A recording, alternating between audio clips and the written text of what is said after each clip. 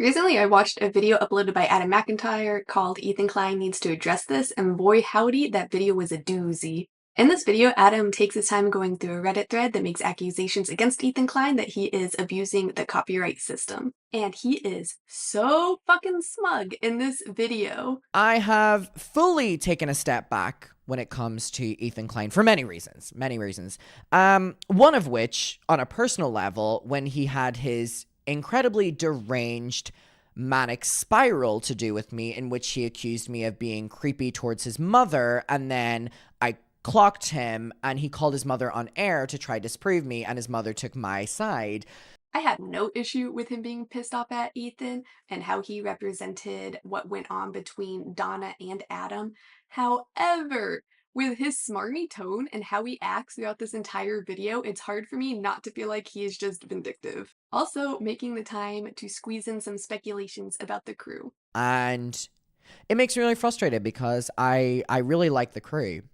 And I know one by one they're jumping ship. The conversation of Olivia always comes up because people know I really like Olivia. All I'll say on that is I look at them very separately. You know, Olivia works with Ethan and whatever like that, right? I really like Olivia. I really respect her. I think she is incredibly talented. And if anything, I think that Olivia is such a standout star on H3 that truly without Olivia, they would be nothing, which is why they had to clickbait Olivia basically leaving the podcast when she was just going on vacation a couple days ago. I just want to make this very separate. Hashtag free Olivia. Get it trending. Hashtag free Olivia. It's sad seeing her incredible talent and wit and just internet personality being wasted on what H3 is right now. Bringing the crew into this was so unnecessary to the point he was trying to make. Adam mentions at one point that he wants to keep how he feels about Olivia separate from how he feels about H3 and Ethan. Well, Adam, a good start would be probably not including her in a video where you're making accusations against her boss. He poses himself as somebody who has great admiration and respect for crew members, especially Olivia, and yet he acts like they're all being held at gunpoint to work on H3. These are all grown-ups with their own agency. You respect Olivia, right?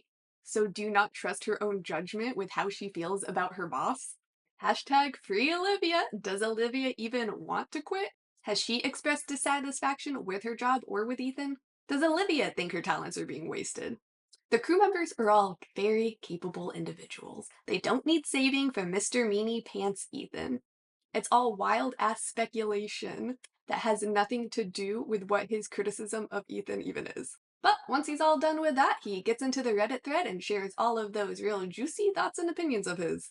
I respect the H3 snark, and I believe that they're being silenced. There are people on Reddit that don't like me. Will I ever go out of my way to silence them? No. We all have them. I'm not going out of my way to take my ones down. No one does that. Well, some people do it, but it would be incredibly hypocritical if the H3 podcast would be doing that, considering that they fought really for the fair use copyright protection. Maybe they are completely innocent. Oh, heck, I believe it. Alrighty then. So the meat and potatoes of this video is alleging that Ethan Klein has abused the copyright claim system on YouTube. Now, Adam's main proof of this is a thread from the subreddit H3 Snark titled, False Copyright Strike Tracker Megathread. Ethan Klein is abusing the copyright system to censor criticism about himself and the H3 podcast on Reddit. Now, the thread itself is all conjecture and summaries provided by one of the moderators of this page, but Adam just reads through the thread uncritically and takes everything at face value, throwing around the magic word that protects all. Allegedly. Now, I'm going to say that until we get confirmation from Ethan or any of the members of H3, this is all alleged. And to read this thread so uncritically when the main proof is just a screenshot. If Adam wanted to do even a little bit of extra legwork, he could have taken the time to type in that URL, and that would have confirmed that it was in fact taken down by the H3 podcast. Cool. How does this show that it was a false claim and an abuse of the system, though? From what they provide, I know what the title of the video was and what they say it was about, but how can I come to any decision on my own if I can't even watch it? I only know what they give me, which is the video title and the claim that they are making against Ethan. He placed this false copyright claim to censor criticism about him.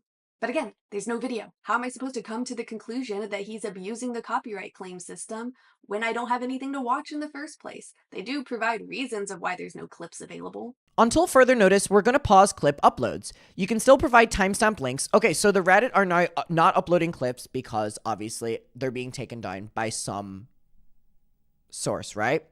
But then why not upload it to another video sharing site to link back to on the Reddit? I don't even know the name of the channel the video was originally posted on. Again, it's all just trust me, bro. Which is crazy, given the nature of not just this Snark Reddit, but Snark Reddits in general. Why would you take anything they're writing at face value? Now, it's not out of the realm of possibility that these Snark subreddits could contain evidence of wrongdoing against a creator that is legitimate, but that's not what this thread is. And these subs are just going to have an implicit negative bias against whoever they're talking about. It's a fucking Snark page. And if you don't think that context is important while you're taking the time to scroll through this, then you're a fucking ding-dong. Adam then marches on, deciding he is quite okay with being a ding-dong, and decides to bring up the H3 lawsuit that they won against Matt Haas. A big win for all YouTubers, something Adam is sure to bring up. Ethan Klein. As much as I have my problems with Ethan, I was giving Ethan praise for how much he fought for fair use on the YouTube platform. And it has really impacted, all of our channels in such a great way. He fought for it. It was this lawsuit, all these different things. So it comes to my surprise when I see the following thread on Reddit. In my opinion, the reason why he brings up this lawsuit in the first place is to try to paint himself as being a fair critic. See, I can give this awful, awful man praise when it's due. And then using that positive legacy to frame Ethan as being a hypocrite. That he just can't believe this advocate for fair use is just turning around and abusing it. The audacity! But it's so important for Adam to talk about this because he believes that the good people over at the H3 Snark are being silenced. But I think it's important to talk about because the thread is being silenced, and it's interesting to me that the thread is being silenced. So I open the floor to H3 to debunk this. In what way are they being silenced, my guy? The thread is still up, with over 1,000 upvotes. Choosing to stay silent on accusations that have no merit is not the same as silencing accusations.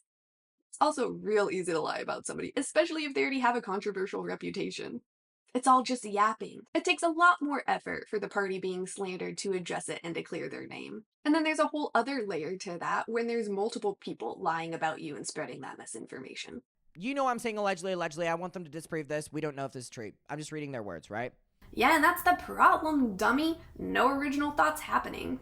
Any thoughts that may be bouncing around that noggin of yours don't seem very nuanced or smart. He also drops this little nugget about how all these people have been sending him this story behind the scenes, and that a lot of journalists are writing about this and preparing to write about it. So I saw this on the H3 Snark. Now, what I'm going to say is this is something that has been very much so sent to me behind the scenes, and I know a lot of journalists are currently talking about this and prepping to write about this. Girl, what are you talking about? When I Google Ethan Klein abuses copyright, I cannot find any new articles. What does come up are articles referencing his previous lawsuit with Matt Haas. But that's it. The only other thing that comes up when you search that is the Snark page. Who are these journalists? I know he's friends with Cat Tenbarge, but I don't know. He doesn't clarify anything. He keeps it all very vague. He makes these accusations seem more credible than they actually are by insinuating that journalists are currently working on covering the story. And from what I can surmise, all of that just seems to be a lie. It's all exhausting, but don't worry, Adam gives us a break. While reading the thread, he decides to take a pause and pivot away from the conversation to do some good old virtue signaling. While this subreddit has been around since early 2023, it didn't grow in staggering popularity until October 2023 when Ethan and Ela shared pro-Israel stances, which, by the way, just want to go on record saying free Palestine forever and fucking always. I will say it back then and I will say it now. And no, it doesn't just begin on saying, oh, I only started saying that since October. No, free Palestine forever. Hey, I believe that he cares about the genocide, but I don't need this random moral grandstanding in the middle of this video. And then goes on to tell Ethan, sweaty, saying free Palestine isn't anti-Semitic. And by the way, Ethan, that does not make me anti Semitic for saying free Palestine, by the way, because you want to self victimize yourself with a genocide that is going on. But somehow, when there's a genocide going on, you're the biggest victim. And by the way, this is not anti Semitic. And if you take this as anti Semitic, you're self victimizing yourself and taking away from a genocide that is going on. So let's not forget that, by the way. There's no need to self victimize yourself in something. Ethan has never stated that saying free Palestine is anti Semitic. By saying this, you are inferring that is something he would do and has possibly weaponized these types of accusations before. Sometimes criticisms of Ethan feel like a bad game of telephone. I don't know what Ethan actually says because Adam doesn't tell me or show me or give any kind of context. It's all just trust me. And then that puts it on me to do the legwork to find out if what he is actually saying about Ethan is true or not. And you know, most audiences aren't going to do that, especially if they already have a negative bias towards this person. At this point, Ethan has spent hours explaining his stance and talking about anti Semitism, and yet you boil all of that down to self victimization.